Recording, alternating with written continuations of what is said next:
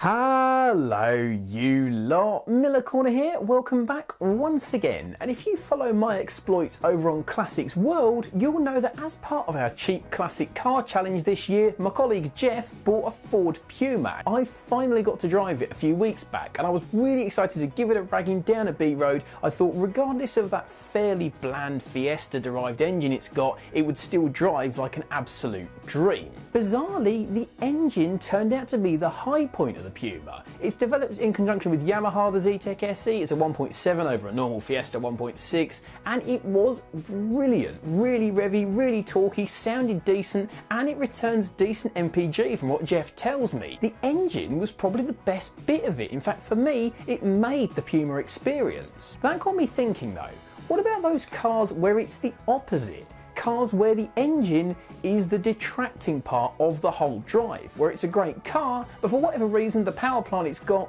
just doesn't suit it, doesn't work with the type of car it's trying to be, or is just a bit of a crap engine. So here are 5 cars that don't suit their engines. Immediately this one's going to be controversial. The 1.6 Mazda MX5, Mark 1 or Mark 2.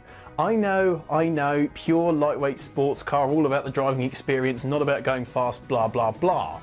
The trouble is, as much as I do really like the MX5, particularly the Mark II, the 1.6 just isn't a very good engine as far as I'm concerned. It doesn't really want to rev, and even if you do rev the hell out of it, you don't really get any reward in terms of power for it. It's got no torque whatsoever, so if you want to accelerate or overtake, you have to change down, although that's no bad thing in an MX5, I guess. That gear change is brilliant. It's not particularly economical, it doesn't sound especially good, even if you do cane it. Yes, it does the job of moving you from A to B perfectly well, and an MX5 is all about the drive, but frankly it could be so much better with a better engine. It's worth noting I haven't driven a 1.8 or a VVT MX5, and from what I'm told those are transformative as far as how good that engine is with the rest of the package, but I think if you weren't going to have a 1.8 MX5 you could even learn lessons from one of the Mark II MX5's rivals, the Mark III MR2. That uses what's known as the 1ZZ FED engine. It's a 1.8 litre 4-cylinder with VVTi. It's actually a very similar engine to the one you'll find in a RAV4, a Corolla, but the FED that you find in the MR2 has got enlarged intake and exhaust ports, makes nearly 140 horsepower, and is a brilliant engine. It's really revvy, it's really eager, it encourages you to rev it right out because it gives you power at the top end. It's just a brilliant little engine that frankly the 1.6 MX5 engine should be like. The 1.8 may well be better in the Mazda, but frankly I'd still go for the MR2. Next up is one I know from experience, having owned one, the Fiat Punto Twin Air. I know this isn't really an enthusiast car, but frankly, that car did not suit that engine. The Twin Air, from people I've spoken to who've driven it in a Panda or a 500, love it. Because it's small, because it's buzzy, it doesn't have any torque whatsoever because it's only an 800cc 2-cylinder, but in a small light car like a Panda or a 500, people love it. They love how eager it is. The thing is, the Punto is a substantially larger car. It's a lot bigger, a lot wider. The trouble is, even if you take it out of eco mode, the Twin Air has next to nothing in the way of go. It definitely doesn't have any torque, and it doesn't really feel comfortable accelerating in anything above about 3rd gear, and even then it's going to be quite a laborious experience to get past a truck. The Punto would work far better with a sort of 1.4 litre-ish engine, possibly with a turbocharger, just to give it that extra bit of shove, that extra bit of torque that a car of that size and weight needs. If only Fiat had made one with a 1.4 litre turbocharged engine. They did.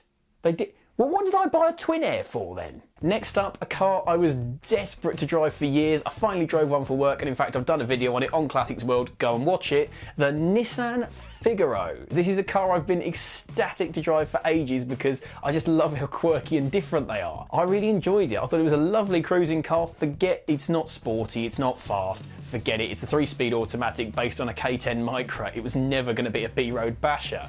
But as Johnny Smith, aka Car Pervert, recently said, the MA10 ET is the weak point of the Figaro. It doesn't want to rev particularly. It does have enough torque to keep you moving low down, but because of the gearing and that 3-speed auto, it doesn't like high speeds. In fact, it doesn't like anything above 50 from what I can experience. I'd be very tempted to do exactly what Johnny Smith is doing with his one. Convert it to an EV. A car like that is nothing to do with the engine. It's just a cruising experience and a stylish car to drive around town. So why not make it silent, smooth, relaxing, and completely emissions free for driving it in some of the trendier areas in London? In fact, Johnny, fancy a go in yours when it's done.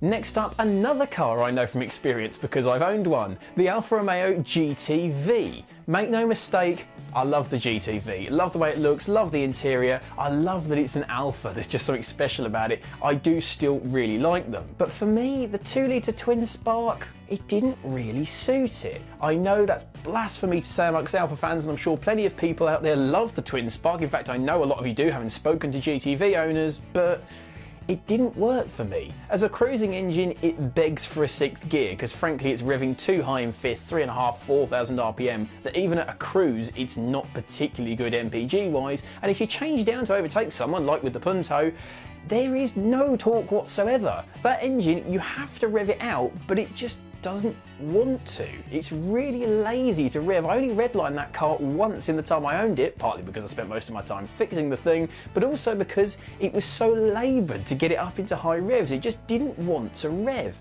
So it doesn't suit sporty driving, but it doesn't really settle down enough to suit cruising either. I haven't driven a V6 GTV, and I am told that a lot of the things I'm complaining about are fixed by going for a V6, but don't forget, whereas you can buy a twin spark one for sort of 1,500 quid maybe, you're going to need about double that to go to a V6, but to be honest, it might well be worth the step up. And finally, one of my favourite cars, and a car that is pretty much commonly accepted that the engine is wrong for the car. The Citroen DS. In every respect, it's wonderful, it's beautiful, it's relaxing to drive, it's incredibly comfortable. I just adore the DS. It is still one of my top 3 favourite cars. But the engine is crap, frankly. It's slow, it doesn't make any noise worth listening to. It really does let down what is otherwise a wonderful car. You could of course go for the V6 Maserati engine that the SM got, and there is a very good case to be made for it, but once again, it's not that type of car. You don't want to be ringing it out, it's a cruising car. And for that, what you want is an EV conversion. For me, an electric converted Citroen DS would be pretty much perfect, because you've got the same wonderful Citroen experience, you've got it even more relaxing because there's no engine note, you've got the instant torque so the car can actually get out of its own way when you drive it on a motorway. There's no engine swap you could do to a DS that would level with a long range EV conversion in my mind. Make the hydraulics work, make it electric, give it a decent range so you can just cruise for hundreds of miles in it, and frankly, that's pretty much my dream car. Make it happen and I'll buy it off you when I win the lottery. So there you have it, 5 cars which are brilliant apart from their engines. Now with some of them you can just choose a different one in the model lineup, but with some of them, like the MX5, like the Figaro, they are ripe for customization. MX5s, there are unlimited engine swaps you can do that are far better than that standard 1.6. You could pop a VVT 1.8 in, you could turbocharge it, there's even Honda VTEC swap kits you can do as well, there's the Rocketeer V6. Let me know in the comments what cars you think are brilliant bar their engines, and what power plants you'd swap in to make it a better all-round experience. Next week we're back on the Super Seicento, which, speaking of which, yeah, that's due for another engine soon. Thanks for watching everybody, catch you soon, and have a good one.